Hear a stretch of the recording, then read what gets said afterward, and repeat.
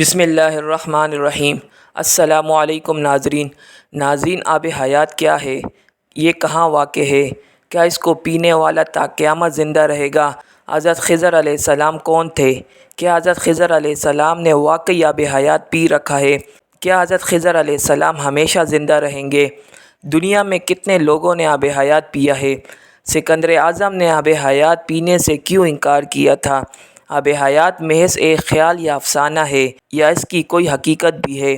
یہی ہماری آج کی ویڈیو کا موضوع ہوگا، اور آج اس ویڈیو میں آب حیات کے متعلق مستند معلومات فراہم کریں گے۔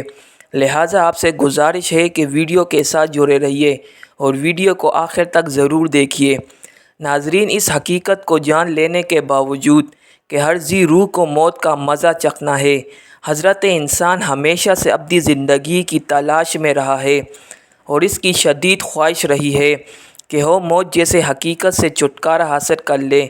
ہمیشہ سے حیات اور جوان رہنے کی تمنا میں انسان ایسے کسی چشمے کی کھوج میں رہا ہے جس کا پانی پی کر حیات ابدی حاصل ہو سکے۔ بے شمار قصے، کہانیوں اور داستانوں میں اس آب حیات چشمے کا ذکر ملتا ہے۔ ناظرین، آب حیات دراصل فارسی زبان کا لفظ ہے جس کے معنی آب بقا، آب دوام یا آب امر ہے۔ آب حیات کے متعلق یہ خاصیت بیان کی جاتی ہے کہ جو اسے پیے گا یا اس میں غسل کرے گا اسے بقائے دائمی یا بقائے دوام حاصل ہو جائے گا۔ آب حیات کا تصور بہت قدیم ہے۔ ناظرین، اسلام سے پہلے بھی فارسی ادب کی مختلف داستانوں میں آب حیات کا تذکرہ ملتا ہے۔ بعد از احیاء اسلام بھی آب حیات کا ذکر موجود ہے۔ ناظرین، اس دور کی داستانوں میں 3 اشخاص کا ذکر کیا گیا ہے جو آب حیات یا نہر حیات تک پہنچے۔ ان میں حضرت خضر علیہ السلام، حضرت الیاس علیہ السلام اور حضرت ذوالقرنین علیہ السلام شامل ہیں۔ ناظرین، داستانوں کے بیان کے متعلق آب حیات حضرت خضر علیہ السلام اور حضرت الیاس علیہ السلام کو نصیب ہوا اور یوں وہ حیات دائمی کے حامل ہو گئے۔ یہ ایک ایسا مسئلہ ہے جس کے بارے میں یہ طے کرنا بہت مشکل ہے کہ آیا آب حیات کا کوئی وجود تھا ہے یا نہیں، اور حضرت خضر علیہ السلام سے اس کا کیا تعلق ہے۔ اس ضمن میں کچھ مفسرین اور محدثین مختلف آراء رکھتے ہیں۔ کچھ کے مطابق یہ روایت صحیح ہے کہ خضر علیہ السلام نے چشم حیات یا نہر حیات سے پانی پیا اور وہ حیات ہیں، مگر کچھ اس سے اختلاف رکھتے ہیں۔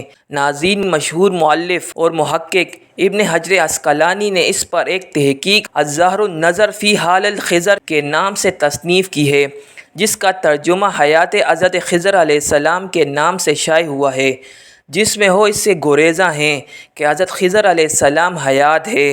ابن اسحاق کے بیان کے مطابق حضرت خضر علیہ السلام کو حضرت آدم علیہ السلام نے اپنی تدفین اور طوفان نوح کی خبر دی تھی اور وہ کشتی نوح میں سوار تھے۔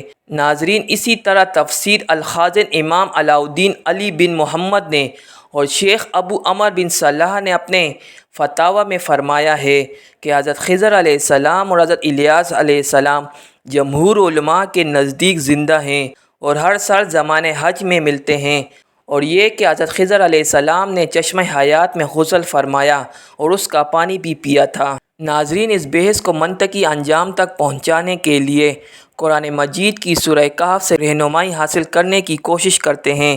قرآن مجید کی سورہ کہف 61 تا 66 میں ارشاد ہوا ہے، موسیٰ علیہ السلام کو حکم ہوا کہ ہمارا ایک بندہ ہے جو تجھ سے بھی زیادہ عالم ہے۔ موسیٰ علیہ السلام نے عرض کی، پروردگار عالم، میں اس تک کیسے پہنچوں؟ حکم ہوا جہاں 2 دریا ملتے ہیں وہاں ساتھ یہ حکم بھی ملا، اپنے ساتھ ایک مچھلی نمک آلودہ لے لے، جہاں وہ مچھلی گم ہو جائیں وہیں ہمارا وہ بندہ ملے گا۔ چنانچہ حضرت موسیٰ علیہ السلام مجمع البحرین ہو جگہ جہاں بحیرہ روم اور فارس آپس میں ملتے ہیں، نہر حیات کے نزدیک پہنچے تو ایک چٹان کے قریب کچھ دیر آرام کرنے کی غرض سے لیٹ گئے۔ مچھلی آپ کے ساتھی یوشع کی زنبیل میں تھی۔ پانی کے قطرے جیسے ہی اس پر پڑے وہ بحکم خدا زندہ ہو کر پانی میں غوطہ زن ہو گئی اور ایک سوراخ کے ذریعے بشکل سرنگ پانی میں اترتی چلی گئی۔ جب موسیٰ علیہ السلام وہاں سے روانہ ہو کر کچھ دور گئے تو یوشع سے پوچھا کہ مجھے بھوک لگی ہے، ہو مچھلی لے آؤ۔ یوشع نے کہا، ہو مچھلی جہاں ہم نے آرام کیا تھا وہیں عجب انداز میں چس لگا کر پانی میں غائب ہو گئی۔ آپ کو بتایا مجھے شیطان نے بھلا دیا۔ موسیٰ علیہ السلام نے کہا، پس واپس چلو، اسی جگہ کی ہمیں تلاش تھی۔ جب آپ واپس لوٹے تو ایک بندہ خدا وہاں بیٹھا ہوا ہے۔ آپ علیہ السلام نے بعد السلام کہا، میں موسیٰ ہوں، بنی اسرائیل کا نبی۔ تفسیر ابن کثیر کی جلد سوم کے مطابق وہ خدا کا ایک نیک بندہ حضرت خضر علیہ السلام تھے۔ ناظرین، اس کے بعد کی تفصیل عام ہے کہ آپ علیہ السلام نے حضرت خضر علیہ السلام کے ساتھ سفر کیا اور انہوں نے کہا کہ موسیٰ جو عمل میں کروں آپ سوال نہیں کریں گے۔ آج کی ویڈیو میں ہم اس تفصیل میں نہیں جائیں گے کیونکہ اپنے ناظرین کو بس یہیں تک لانا مقصود تھا۔ یہاں قابل غور بات یہ ہے کہ نہر حیات کے پانی میں خدا نے یہ تاثیر رکھی تھی کہ مردہ مچھلی پر اس پانی کے چھینٹے پڑنے سے وہ بحکم خدا زندہ ہو کر پانی میں غائب ہو گئی، جبکہ حضرت خضر علیہ السلام تو وہاں پر مقیم تھے۔ تو کیا آپ اس پانی سے مستفید نہیں ہوئے ہوں گے؟ یہ اللہ کی نشانیاں ہیں، بے شک جو ہو چاہتا ہے وہی ہوتا ہے۔ ناظرین، آب حیات اور حضرت خضر علیہ السلام کا واقعہ حضرت ذوالقرنین علیہ السلام سے بھی وابستہ ہے۔ حضرت خضر علیہ السلام حضرت ذوالقرنین علیہ السلام کے خالہ زاد بھائی، وزیر اور علمبردار رہے ہیں۔ یہ حضرت سام بن نوح علیہ السلام کی اولاد میں سے ہیں۔ مختلف تواریخ میں یہ بیان ملتا ہے کہ حضرت ذوالقرنین علیہ السلام نے پرانی کتابوں میں پڑھا تھا کہ سام بن نوح علیہ السلام کی اولاد میں سے ایک شخص چشمہ حیات میں سے پانی پیے گا تو اس کو موت نہیں آئے گی۔ اس لیے حضرت ذوالقرنین علیہ السلام نے اس تلاش میں مغرب کا سفر کیا۔ حضرت ذوالقرنین علیہ السلام کے علم میں یہ بات آئی کہ چشمہ حیات اندھیرے راستے میں موجود ہے، جسے آج سائنس بلیک ہول کہتی ہے، اور وہاں 360 چشمے ہیں۔ لہٰذا ذوالقرنین علیہ السلام نے اپنے لشکر سے 360 افراد منتخب کیے اور ہر ایک کو ایک مچھلی دیکھ کر خضر علیہ السلام کی سربراہی میں روانہ کیا۔ تمام لوگوں کو یہ ہدایات دی گئی کہ ہر فرد اپنی مچھلی کے ساتھ چشمے کے ساتھ اتر کر جائے اور واپس آ کر اپنی اپنی مچھلی ظاہر کرے۔ کافی دشواریوں اور محنت شاقہ کے بعد آخرکار یہ افراد ان چشموں تک پہنچنے میں کامیاب ہو گئے، اور جب واپس آئے تو حضرت ذوالقرنین علیہ السلام نے سب کو اپنی مچھلی جمع کرانے کو کہا۔ سب نے اپنی مچھلی ان کے سامنے پیش کر دی سوائے حضرت خضر علیہ السلام کے۔ حضرت ذوالقرنین علیہ السلام نے دریافت کیا تو انہوں نے بتایا کہ میں جب چشمے میں اترا تو مچھلی میرے ہاتھ سے نکل کر پانی میں چلی گئی۔ میں نے غوطہ لگا کر اس کو پکڑنے کی بہت کوشش کی مگر ناکام رہا۔ حضرت ذوالقرنین علیہ السلام نے کہا کہ وہ پانی آپ کے مقدر میں تھا۔ ناظرین، تفسیر ساوی کے مطابق حضرت ذوالقرنین علیہ السلام حضرت ابراہیم علیہ السلام کے دست حق پرست پر اسلام قبول کر کے مدتوں ان کی صحبت میں رہے، اور حضرت ابراہیم علیہ السلام نے ان کو کچھ وصیتیں بھی فرمائی تھی۔ تفسیر ابن کثیر میں بھی ازراقی کے حوالے سے یہ روایت ملتی ہے کہ ذوالقرنین علیہ السلام حضرت ابراہیم علیہ السلام کے دور میں تھے اور انہوں نے ابراہیم علیہ السلام کے ہمراہ خانہ کعبہ کا طواف بھی کیا۔ اس سے ظاہر ہوتا ہے کہ خضر علیہ السلام بھی ابراہیم علیہ السلام کے دور کے ہیں، جبکہ ایک محتاط اندازے کے تحت حضرت ابراہیم علیہ السلام اور حضرت موسیٰ علیہ السلام کے درمیان 600 سال سے زیادہ کا فاصلہ ہے۔ ان تمام حوالہ جات سے یہ نتیجہ سامنے آتا ہے کہ حضرت خضر علیہ السلام کو یا تو عمر طولانی دی گئی تھی یا پھر وہ بحکم خدا بقید حیات ہیں، واللہ عالم۔ ناظرین، اس ضمن میں کچھ علماء، مفسرین اور مورخین کی مزید آراء پیش خدمت ہے۔ امام بدر الدین عینی بخاری نے ان کے متعلق لکھا ہے کہ جمہور کا موقف یہ ہے کہ وہ نبی تھے اور زندہ ہیں۔ مصنف بدر الدین العینی کتاب العلم باب ما ذکر فی ذہاب موسیٰ میں لکھتے ہیں کہ خدمت بحر یعنی سمندر میں لوگوں کی رہنمائی کرنا انہی کے یعنی حضرت خضر علیہ السلام کے سپرد ہے۔ ناظرین، اسی طرح تفسیر خازن میں ہے۔ اکثر علماء مشائخ کا اس پر اتفاق ہے کہ حضرت خضر علیہ السلام زندہ ہیں۔ شیخ ابو عمر بن صلاح نے اپنے فتاویٰ میں فرمایا کہ حضرت خضر علیہ السلام جمہور علماء و صالحین کے نزدیک زندہ ہیں۔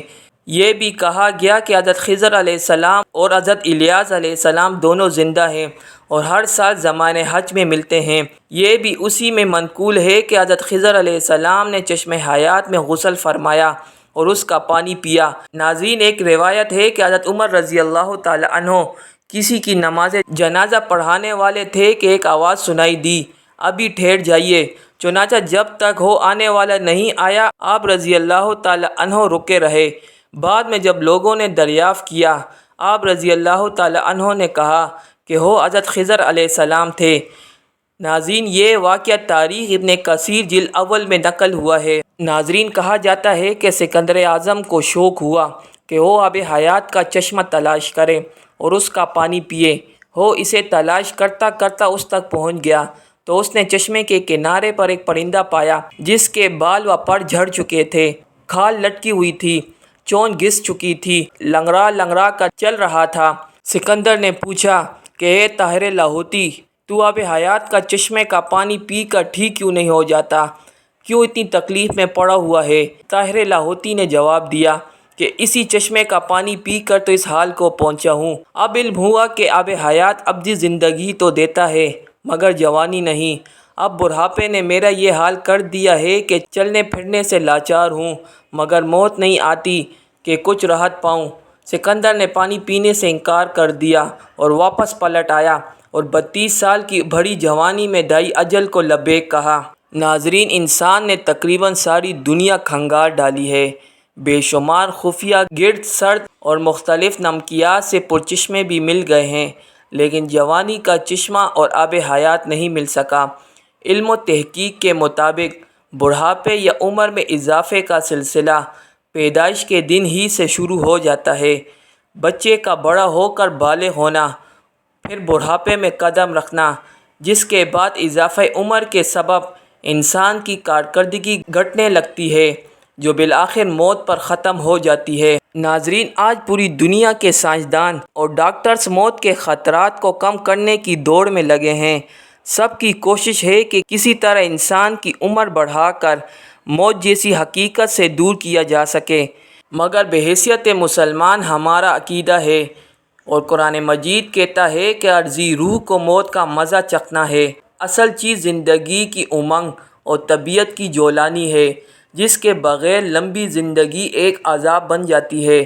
ہماری تو یہی کوشش ہونی چاہیے کہ دنیا میں ایسے اعمال سر انجام دی جائے کہ پھر اللہ کے وعدے کے مطابق ایک پرلطف حیات دائمی ہمارا مقدر بن جائے۔ ناظرین، امید کرتے ہیں کہ آج کی ویڈیو آپ کو ضرور پسند آئی ہوگی۔ ویڈیو پسند آنے کی صورت میں ویڈیو کو لائک کرنا مت بھولیے اور اسے اپنے دوستوں کے ساتھ ضرور شیئر کیجیے۔ انشاءاللہ پھر ایک نئی اسلامی یا تاریخی ویڈیو کے ساتھ حاضر ہوں گے۔